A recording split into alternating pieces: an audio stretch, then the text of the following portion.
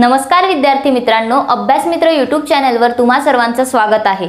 आज आपण उद्या जो होणारा कंबाईनचा पेपर आहे, संयुक्त पूर्व परीक्षा, हा पेपर 1 तासामध्ये कसा सोडवायचा, त्यानंतर पेपर सोडवत असताना त्याचा सिक्वेन्स काय असला पाहिजे, काय अडचणी तुम्हाला येऊ शकतात, टाइम मॅनेजमेंट कशी असली पाहिजे, किती वेळ दिला पाहिजे, हे सर्व जे काही तुमचे डाऊट याआधी आले होते तर या सर्वांवरती आपण ही एक लेक्चर बनवत आहोत। सो सुरुवातीपासून शेवटपर्यंत नक्की बघा, जेणेकरून उद्याचा जो पेपर आहे त्यामध्ये तुम्हाला कुठलीही अडचण येणार नाही, व्यवस्थितपणे तुम्ही हा पेपर सोडवू शकता आणि नक्कीच जास्तीत जास्त स्कोर करू शकता। सो सुरुवातीला एक बेसिक गोष्टी सांगायच्या असतील तर ह्याच म्हणेल की काही साहित्य आहे जे आपल्याला पेपरासाठी घेऊन जावं लागतं आणि काही सूचना आहेत, जसं की तुमचं हॉल तिकीट जे आहे ते आपल्यासाठी गरजेचं आहे। सो ते हॉल तिकीट सोबत ठेवा, हॉल तिकीटची झेरॉक्स आपल्याला हवी असते।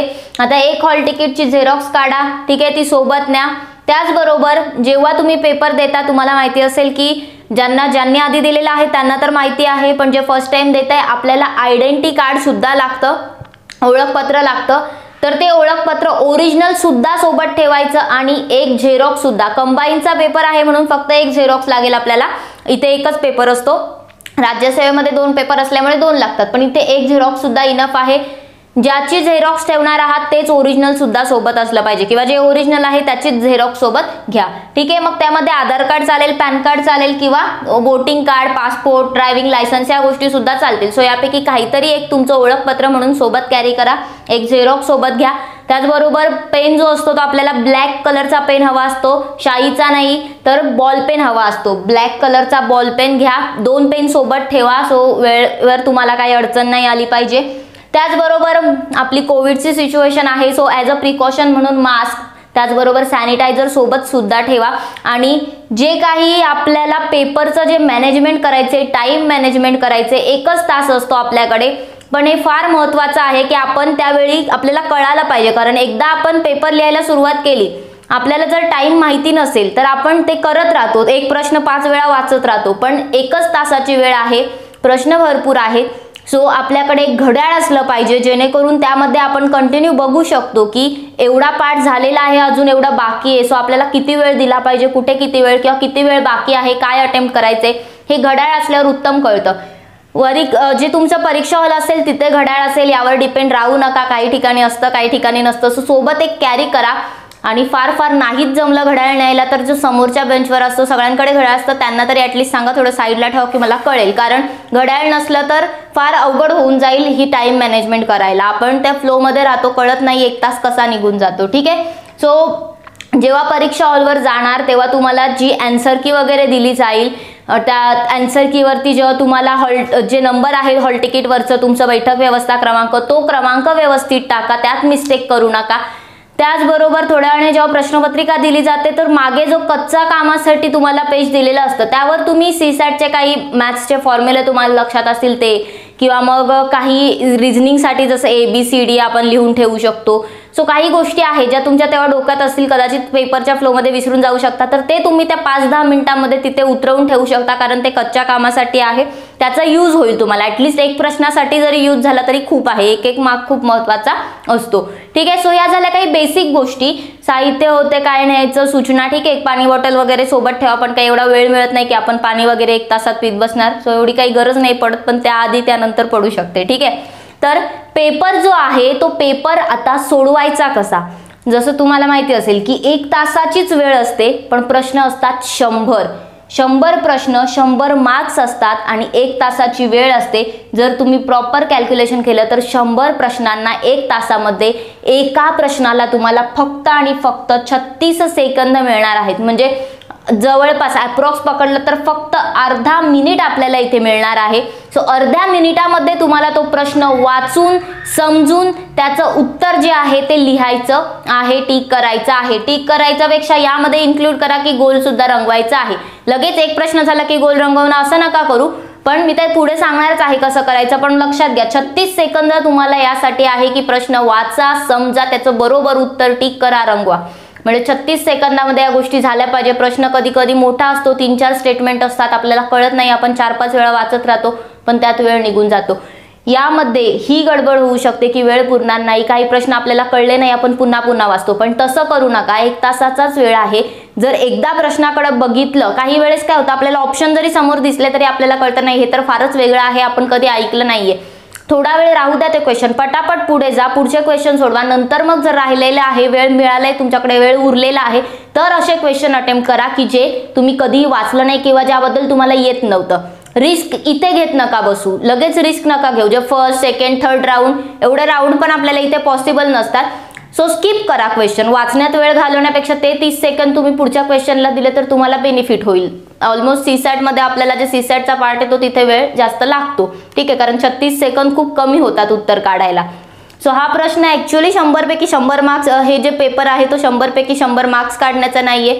तुम्ही किती डोकं वापरून व्यवस्थित कॅल्क्युलेशन करून किती कॅल्क्युलेटिव्ह रिस्क घेताय किंवा किती व्यवस्थित पेपर अटेम्प्ट करताय, किती क्वेश्चन अटेम्प्ट करताय, तुमचा कॉन्फिडन्स पण दिसतो अटेम्प्ट वरती, ठीक आहे. सो जे काही प्रश्न असणार आहे ते प्रश्न पहिल्यांदा काळजीपूर्वक वाचा. एकदाच वाचायचं आहे, 2दा-3दा वाचत नका बसू. एकदाच वाचत असताना व्यवस्थित काळजीपूर्वक वाचा आणि योग्य ठिकाणीच योग्य ते उत्तर लिहा. पहिल्या प्रश्नाचं उत्तर आहे किंवा 14व्या प्रश्नाचं उत्तर आहे आणि चुकून 15व्या प्रश्नाला गोल केला उत्तरपत्रिकेवर, अशी मिस्टेक होऊ द्यायची नाही. 14 तर 14च, गडबडीत हे गडबड नाही करायची, नाहीतर मग सगळा गोंधळ होतो, ठीक आहे. मार्क्स जातात, हातचे मार्क्स जे तुम्हाला येतंय ते सुद्धा मग राहून जातं, मार्क्स कमी होतात, नेगेटिव्ह मध्ये जातं, बरोबर. आणि एक करायचं की जेव्हा पेपर हातात येईल तुम्हाला ऍटलीस्ट माहिती आहे की तुमचा विषय कोणता आवडता आहे. बरं, आवडता नसेल पण जास्तीत जास्त अभ्यास कोणत्या विषयाचा झालेला आहे हे तरी आपल्याला माहिती असतं. सो आपण काय करू शकतो, तो जो विषय आहे सुरुवातीला असं नाही की तुमचा आवडता विषय पहिला तुम्हाला प्रश्न आहे, कदाचित तो पुढे असू शकतो. जर समोर असेल तर वेल अँड गुड, पहिलाच असेल तर, आणि नसेल तर थोडं करा, असं स्क्रोल करा, पटकन आपल्याला कळून जातं एखादा प्रश्न पाहिला तरी. त्या सेक्शनवर जा आणि काय करा, जे काही ते प्रश्न आहेत तुमच्या आवडत्या विषयाचे, सपोज भूगोल आहे तर भूगोलाचे प्रश्न आधी सोडून घ्या, जे सोपा पार्ट आहे तो आधी सोडून घ्या पटापट, ठीक आहे. आणि त्याचे उत्तर झाल्यानंतर मग त्या सिक्वेन्सने जा की तुम्हाला कोणता विषय आवडतोय, ठीक आहे. जर तुम्हाला हिस्ट्रीचा काहीच अभ्यास नाही किंवा हिस्ट्री तुम्हाला येत नाहीये, जास्त कॉन्फिडन्स नाहीये, तर लगेच हिस्ट्री नका सोडू. काय होतं, आपल्याला ज्या विषयात कॉन्फिडन्स नाही तो विषय जर आपण आधी सोडवला तर पुढे आपल्याला येत असलं तरी आपल्याला टेन्शन येतं की यार हे प्रश्न मला जमले नाही, हे फार टफ होते क्वेश्चन. ते ऍक्च्युअली टफ नसतात, आपला अभ्यास नसतो त्यामुळे आपल्याला येत नाही. सो तसं करायचं नाही, जे येत नाही ते थोडं थांबा, आधी येतंय ते सोडवा, जेणेकरून तिथले हातचे मार्क आहेत, जे आपल्याला येतंय, जे माहिती आहे ते मार्क जाता कामा नाही.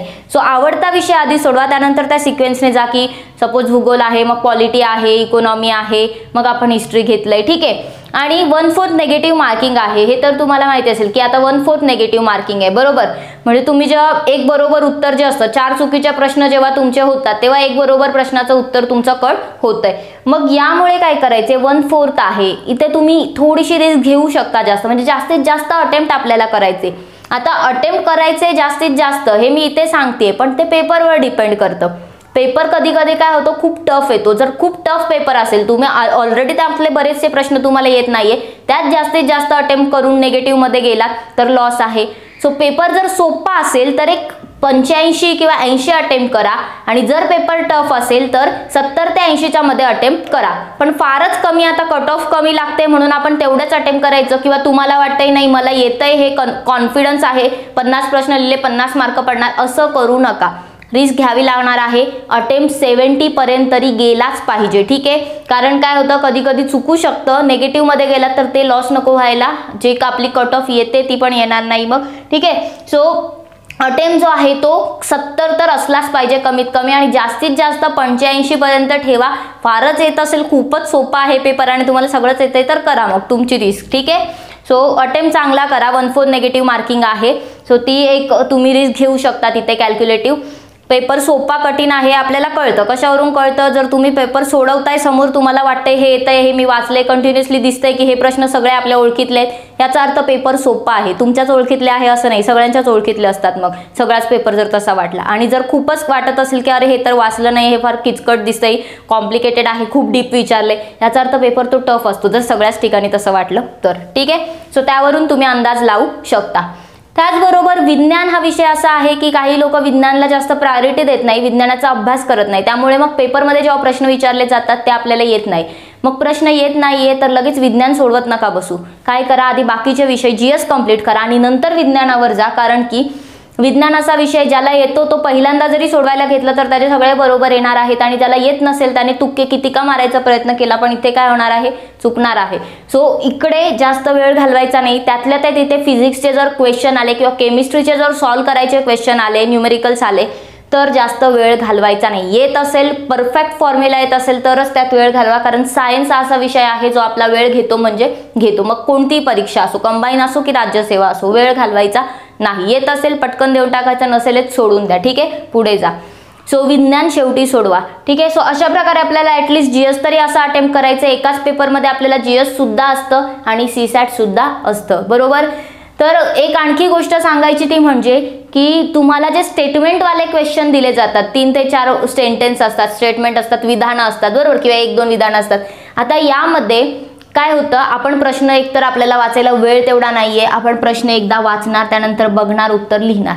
पण प्रश्नात जे काही कीवर्ड असतात विचारलेले, विधानं बरोबर आहे की चूक आहे याबद्दल मोस्टली काय करतात, बरोबर चूक हा शब्द देण्याऐवजी आयोग काय करत असतं, सत्य, असत्य नाही. आता बरोबर साठी सप्लिमेंटरी शब्द काय, तर सत्य, असत्य नाही, योग्य, अयोग्य नाही. आता अयोग्य म्हणजे काय, बरोबर, आणि अयोग्य नाही म्हणजे पण बरोबरच आहे. पण जेव्हा आपण अयोग्य नाही वाचतो त्यात नाही विसरून जातो, फक्त अयोग्यला फोकस करतो आणि अयोग्य उत्तर टिक करतो. म्हणजे इथे आपल्याला उत्तर येत असतं पण आपण चुकीचा शब्द बघतो आणि उत्तर चुकतं. सो ही मिस्टेक नाही होऊ द्यायची. चुकीची नाही, चुकीचे नसलेले, खरे, हे जे वर्ड आहेत हे बरोबरचे सप्लिमेंटरी वर्ड आहेत.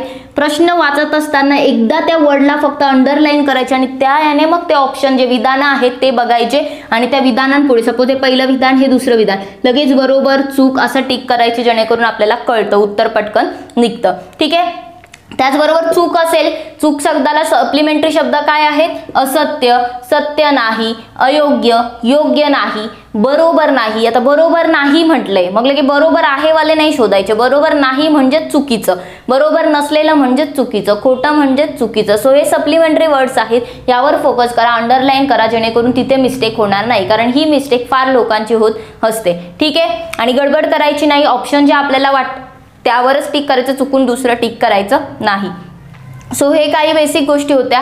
त्याचबरोबर एलिमिनेशन मेथड जी आहे तिचा इथे स्ट्रॉंगली वापर झाला पाहिजे, कारण वेळ कमी आहे. वेळ वाचवायची असेल तर एलिमिनेशन मेथड वापरलीच पाहिजे.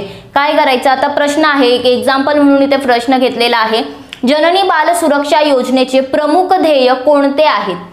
कोणती योजना आहे, जननी बाल सुरक्षा योजना. वाचल्या डोक्यात येतं की जननी म्हणजे माता असते, बाल म्हणजे बालक, तर माता आणि बाल म्हणजे शिशु आणि माता यांच्या संबंधी काहीतरी असणार आहे. प्रश्न काय दिलाय तर त्यांचं प्रमुख ध्येय विचारलेलं आहे. ठीक आहे. सुरक्षा योजना आहे, त्यातल्या त्यात ही काय आहे, सुरक्षा योजना आहे. मग इथे ऑप्शन तुम्ही जर पाहिले तर इथे जे काही त्यांची विधानं आहेत किंवा जे त्यांनी दिलेलं आहे, लोकसंख्या स्थिर करणे, लोकसंख्येचा आणि जननी बाल सुरक्षेचा काही संबंध येतोय का नाही येत, इथेच आपल्याला कळतं की हे जे पहिलंच दिलेलं आहे लोकसंख्या स्थिर करणे हे चुकीचं आहे. याचा काही जननी बाल सुरक्षा योजनेशी प्रमुख ध्येय तर नसणारच. ठीक आहे. सो लोकसंख्या स्थिर करणे जर नाहीये म्हणजे अ ऑप्शन चुकीचं आहे. तर जिथे जिथे अ आहे ते ऑप्शन आधी एलिमिनेट करून टाका. ठीक आहे. अ आणि अ आले ऑप्शन काय केले, एलिमिनेट केले. मग तुम्हाला दिसते उरले 2 ऑप्शन, इथे ब आहे, इथे पण ब क आहे आणि इथे पण ब क आहे. उरतो फक्त एक ड, ज्यामध्ये कन्फ्युजन होऊ शकतं. तर ब क बरोबरच येणार आहे, सोडून द्या, वाचत नका बसू. काय करा, ड ऑप्शन बघा आधी काय आहे, गर्भवती मातेस प्रोत्साहन निधी. काय आहे, गर्भवती मातेस प्रोत्साहन निधी. ठीक आहे. मग आता ही जननी बाल सुरक्षा योजना आहे, इथे काय होऊ शकतं, हे आता फॅक्ट आहे, माहिती असलं पाहिजे, पण लॉजिकली पण आपण हे उत्तर देऊ शकतो. जसं की जननी बाल सुरक्षा म्हटलंय मातेसाठी येणार आहे, मग जी गर्भवती माता आहे तिच्या सुरक्षेसाठी तिला प्रोत्साहन निधी दिलाच जाऊ शकतो, बरोबर, म्हणजे हे बरोबरच असू शकतं. सो अशा प्रकारे आपल्याला कळतं की मग ड पण बरोबर आहे, तर एकच ऑप्शन आहे ज्यामध्ये ब क आणि ड तिन्ही येते. मग ब आणि क जर तुम्ही पाहिलं तर सुरक्षित प्रसूती, माता व शिशु मृत्यूदर कमी करणे, हे तर ऑप्शन त्यामध्ये डेफिनेटली येणार आहेत, म्हणजे ऑप्शन 2 हे आपलं बरोबर येतं. सो याने काय होतं, वेळ वाचतं, एलिमिनेशन मेथडने पटकन उत्तर निघून जातं. ठीक आहे. सो हे एलिमिनेशन मेथड जी आहे तिचा स्ट्रॉंग वापर करायचा. मग स्टेटमेंट वाले क्वेश्चन असू द्या किंवा 2 स्टेटमेंट असो, 3 स्टेटमेंट असो, अशा प्रकारे जर तुम्हाला काही इन्फॉर्मेशन असेल तिथे, किंवा जोड्या-जुळवाच्या प्रश्नांमध्ये सुद्धा तुम्ही एलिमिनेशन मेथड वापरू शकता. जोड्या-जुळवामध्ये एक ट्रिक आहे जी एक वापरली जाते, जसं की तुम्हाला जे ऑप्शन्स दिले जातात त्या ऑप्शन्स मध्ये आता अ, ब, क आणि ड हे जे 4 ऑप्शन असतात, तर कुठेतरी तुम्हाला असं 3 3 2 1 दिसेल, ठीक आहे. इकडे 2 2 2 3 दिसेल, त्यानंतर इकडे 1 1 1 4 दिसेल, इकडे 4 1 4 4 दिसेल. म्हणजे ऑप्शन कॉमन इथे 3 3 दिसतोय, इथे 2 2 दिसतोय, इथे 1 दिसतोय, इथे 4 दिसतोय. याचा अर्थ 3 2 1 4 हा सिक्वेन्स असू शकतो. कधी जेव्हा माहिती नाहीये काय तेव्हा वापरायचं, ठीक आहे. नाहीतर सगळीकडे वापराल आणि नंतर चुकल्यावर म्हणाल मॅम तुम्ही टेक्निक सांगितली होती. असं नाहीये, जिथे येत नाही तिथे तुम्ही रिस्क घेण्यासाठी हे करू शकता, ठीक आहे. किंवा कधी कधी 1 2 3 4 हे सुद्धा उत्तर असतं. जोड्या लावामध्ये हे 2 चान्सेस जास्ती करून असतात, सो ते वापरू शकता, ठीक आहे. पॅटर्न असतात काही जोड्या लावाचे फिक्स, त्यामध्येच त्यांनी ऑप्शन्स दिलेले असतात. त्याचबरोबर आता तुम्ही हे एलिमिनेशन मेथड आपण पाहिली. आता अंदाजे उत्तरापर्यंत कसं पोहोचायचं, अंदाज कसा लावायचा, तर जे स्टेटमेंटवाले क्वेश्चन असतात ज्यामध्ये विधाने दिलेली असतात, तर अशा प्रश्नांमध्ये जे काही एक्स्ट्रीम वर्ड असतात ते एक्स्ट्रीम वर्ड जर तिथे दिसले तर त्यांना काय करायचं, ते एक्स्ट्रीम वर्ड असतील तर ते स्टेटमेंट काय असतात, मोस्टली चुकीचे असतात. म्हणजे जसं की फक्त म्हटले, ओनली, किंवा बरोबरच आहे, किंवा एकच आहे, फक्त एकच, ठीक आहे. सर्वच असं आहे, किंवा योग्यच आहे, चुकीचेच आहे. जे असे एक एक्स्ट्रीम आहे ना, चुकीचेच, एकच, सर्वच, बरोबर, च लावलेले जे शब्द असतात, किंवा जे फक्त, सर्व, हे जे शब्द आहेत हे काय आहेत, खूप एक्स्ट्रीम आहेत. म्हणजे हे खूप रेअर केसमध्ये होतं की फक्त, योग्य, सर्वच, हे असं एक्स्ट्रीम केस आहेत, ठीक आहे. सो हे जे स्टेटमेंट असतात ते मोस्टली काय असतात, चुकीचे असतात. असे विधानं मोस्टली काय असतात, चुकीचे असतात. त्याचबरोबर तुम्ही काय करू शकता, एक गोष्ट आणखीन, जेव्हा स्टेटमेंटचा प्रश्न असतो त्यातले तुम्हाला दोन विधानं बरोबर माहिती आहेत, ठीक आहे. तिसरं विधान बरोबर आहे का नाही माहिती नाहीये, पण ऑप्शनमध्ये तुम्हाला तिन्ही विधाने बरोबर हा ऑप्शन दिसतोय. तिसऱ्या विधानाबद्दल आयडिया नाहीये, याचा अर्थ तुम्हाला 2 विधाने बरोबर माहिती आहे तर फक्त 2 बरोबर असं नाही करायचं, सर्व विधाने बरोबर ही तिथे तुम्हाला रिस्क घ्यावी लागेल. हा, जर तुम्हाला माहिती आहे की फक्त 2च बरोबर आहे, तिसरं चुकीचंच आहे, तर मग तुम्ही तेच ऑप्शन लिहा, अ ब बरोबर. पण ज्यावेळी तिसऱ्याबद्दल काहीही खात्री नाहीये त्यावेळी सर्व विधाने बरोबर हे तुम्ही करायला पाहिजे, ठीक आहे. कारण मग मोस्ट केसेसमध्ये सर्व विधाने बरोबर हे उत्तर असतं, ठीक आहे. त्याचबरोबर काही प्रश्न असे असतात की जे फॅक्च्युअल आहेत खूप, ठीक आहे. कसे असतात, फॅक्च्युअल, करंटशी रिलेटेड किंवा मग एखादं पॉलिटीशी रिलेटेड, असे जे फॅक्च्युअल प्रश्न आहेत त्यामध्ये काय होतं, त्यामध्ये एकतर पहिली गोष्ट आपल्याला परफेक्ट माहितीच असलं पाहिजे. पण काही वेळेस काय होतं, आपण जस्ट वाचलेलं असतं पण आपल्याला तेव्हा एक्झाममध्ये आठवत नाही, आपल्या डोक्यात ती गोष्ट आलेली असते पण परफेक्ट ते बरोबर आहेच का हे आपल्याला माहिती नाही. अशा वेळी काय करायचं, जेव्हा प्रश्न वाचला, ऑप्शन पाहिले, ऑप्शन पाहिल्यानंतर पहिल्यांदा आपल्याला जे उत्तर वाटणार आहे, जो ऑप्शन बरोबर वाटणार आहे त्यावरच टिक करायची. आपण काय करतो, आपल्याला पहिल्यांदा काहीतरी वाटतं, आपण म्हणतो हे असेल उत्तर, पण मग आपण विचार करतो नाही इतकं सोपं कसं असू शकतं, एमपीएससी तर असं विचारणार तसं विचारणार, आपण काय करतो त्याकडे इग्नोर करतो आणि दुसरंच कोणतं तरी ऑप्शन बरोबर देतो. आणि जेव्हा आन्सर की येते किंवा घरी आल्यानंतर आपण उत्तरं पाहतो तेव्हा कळतं अरे मला पहिल्यांदा हे वाटलं होतं पण मी लिहिलं नाही, शीट यार, असं तसं करत बसतो. मग तशी आपल्याला गिल्ट नाही राहत. काय करायचं, पहिल्यांदा वाटलंय ना उत्तर द्या, चुकलं तर चुकलं, येत नव्हतं चुकलं, ठीक आहे. पण जर असं झालं की माहिती होतं आणि माहिती असून सुद्धा आपण दुसरं उत्तर देऊन आलंय, ती गिल्ट आपल्याला नाही परवडत, ठीक आहे. सो पहिल्यांदा जे वाटतंय ते उत्तर आधी काय करायचंय, आपल्याला टिक करायचं आहे.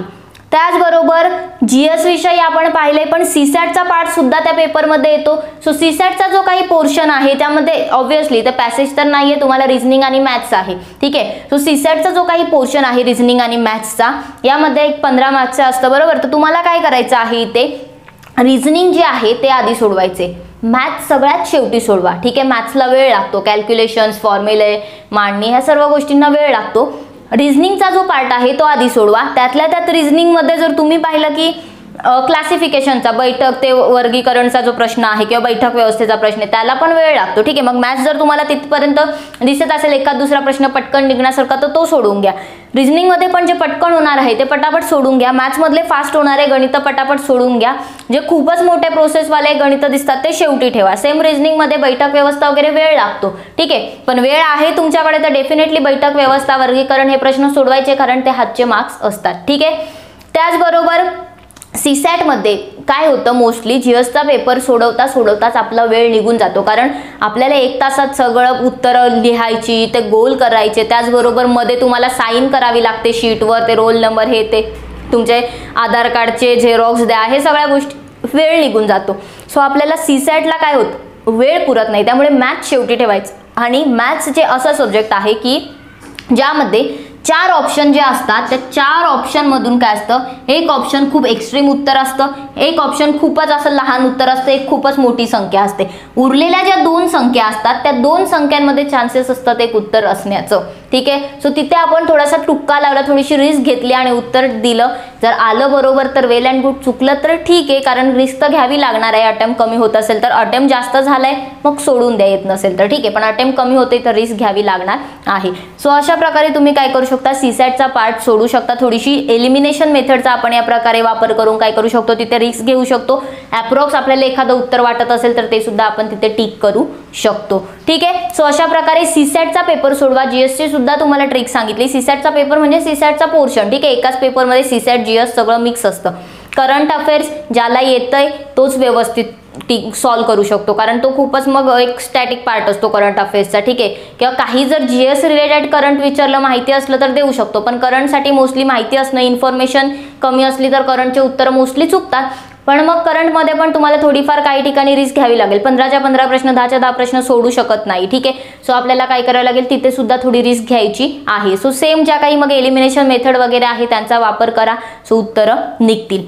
त्याचबरोबर एक गोष्ट लक्षात ठेवायची, जी काही तुम्ही उत्तरं रंगवणार आहात 100 प्रश्नांपैकी 80 असतील, 85 असतील, 90 असतील, काहींचे 100 सुद्धा असतील, ते करत असताना कधीही असं करायचं नाही की 100 प्रश्न सोडवले, त्यातले जेवढे येत आहे तेवढे सोडवले आणि सगळ्यात शेवटी रंगवायला घेतले 1 पासून 100 प्रश्नापर्यंत गोल रंगवत बसले. ही मिस्टेक केली तर समजा तुमचे प्रश्न सोडून होतील, कदाचित 100च्या 100 पण तुमच्या बरोबर असतील, पण तुम्हाला 101% वेळ मिळणार नाही, तुमचे गोल करून होणार नाही. शेवटच्या 5 मिनिटात, शेवटच्या 10 मिनिटात हे करत बसायचं नाही. बरं, त्यातल्या त्यात वेळ तुमच्याकडे असेल, पण गडबडीत काय होऊ शकतं, एक गोल इकडचा तिकडे होऊ शकतो, तिथे तर खोडूही शकत नाही, रफ नाही करू शकत. झाली मिस्टेक, गेले निगेटिव्ह मध्ये मार्क्स, येत होता तो 1 मार्क घालवला आणि निगेटिव्ह मध्ये पण गेला.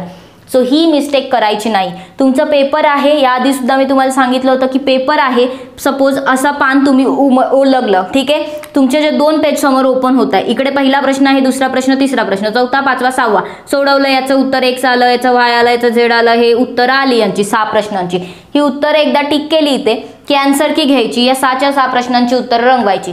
पुन्हा पेज पलटी करा, जे 6 प्रश्न असतील पुढच्या पेजवरचे, इकडचे 3, इकडचे 3 किंवा 5 असतील जेवढे पण 2 पेजवरचे क्वेश्चन घ्यायचे, सॉल्व केले, टिक केले, पुढचं. ठीक आहे. असं 2-2 पेजवरचं सॉल्व करत जायचं, जेणेकरून काय होईल, तुमचं व्यवस्थित कोऑर्डिनेशन मध्ये राहील, वेळ मिळेल तुम्हाला, रंगवणं राहणार नाही आणि गडबड पण होणार नाही. सो प्रॉपर ह्या गोष्टी करायच्या आहेत. शेवटी अजिबात सर्व गोल रंगवायचे नाहीये. ठीक आहे. आणि असं पण नका करू, पहिला प्रश्न उत्तर आलं लगेच रंगवलं, दुसरा प्रश्न उत्तर आलं रंगवलं, हे नका करू, हे पण टाइम वेस्ट आहे. ठीक आहे. ही मेथड वापरा, ही मेथड बेटर आहे. काही लोक 10-10चा सेट करताय, पण त्यामध्ये पण पानं पलटत बसा, हे ते होतं. ही मेथड खूप चांगली आहे. सो अशा प्रकारे तुम्ही गोल रंगवू शकता. ठीक आहे. सो ह्या काही ज्या गोष्टी आहेत ज्या सांगितलेल्या आहेत त्या प्रॉपर तुमचा सेट वगैरे लिहिणे, नंबर नीट लिहिणे. ठीक आहे. किंवा मग गडबड करू नका, पहिली गोष्ट म्हणजे घाबरून जाऊ नका. आणि सर्वात महत्त्वाची सूचना, उद्या पेपर आहे तर 10 वाजता हॉलवर जाणार तुम्ही, 11 वाजता पेपर जे पण, तर त्या वेळेच्या आधी काहीतरी वाचत बसणार, घेऊन बसणार, पाठ करत बसणार, असलं काहीही करू नका. रिलॅक्स राहा आत्तापासून. आत्ता व्हिडिओ संपली तर संपली, याचा विचार करू नका, पेपरचा विचार करू नका, एकदम रिलॅक्स राहा. गाणे ऐका, चिल करा, घरी बसा शांत. चिल करा म्हणजे लगेच इकडे तिकडे फिरायला नका जाऊ, पण शांत राहा, एक रिलॅक्स स्टेटमध्ये राहा. पेपरला एक रिलॅक्स स्टेटमध्ये जा. उद्या सकाळी लगेच उठून काही 4 वाजता उठून अभ्यास करायची गरज नाहीये. याआधी केलाय तेवढा ठीक आहे, नसेल केला तर ठीकच आहे, कारण नाही केला अभ्यास तर रिझल्ट आपल्याला माहिती आहे काय येणार आहे, आणि ज्याने केलाय त्याला एवढं लगेच उद्या पण काही करायची गरज नाहीये. सो शांत राहा, काम राहा, पेपर शांतपणे सोडवा, हायपर होऊ नका. जे फर्स्ट अटेम्प्ट देताय काळजी करू नका, माझं वेळ पुरेल का, माझं कसं होईल, असं. पहिला अटेम्प्ट आहे, सगळे एक्सपिरियन्स तुम्हाला अटेम्प्ट मध्ये येणार आहेत. फक्त शांत डोक्याने जा, व्यवस्थित पेपर लिहा, हायपर न होता. जेवढं सांगितलंय तेवढं करा, नक्कीच चांगला स्कोर येईल. अभ्यास असेल तर, अभ्यास नसेल तर तुम्हाला पुढचा अटेम्प्ट आहेच, द्या परत. ठीक आहे. काळजी करू नका, फक्त शांत राहा. सो ऑल द बेस्ट सगळ्यांना, very all the best. So चांगला पेपर सोडवा, आणि पेपर झाल्यानंतर आपण आन्सर की देणारच आहोत. सो काळजी करू नका, तुमचे जे काही डाऊट्स असतील ते तिथे सुद्धा आपण सॉल्व करणार आहोत. Best of luck. Thank you very much. आणि व्हिडिओ आवडली असेल तर प्लीज व्हिडिओला लाईक, शेअर अँड चॅनलला सबस्क्राईब करायला विसरू नका. धन्यवाद.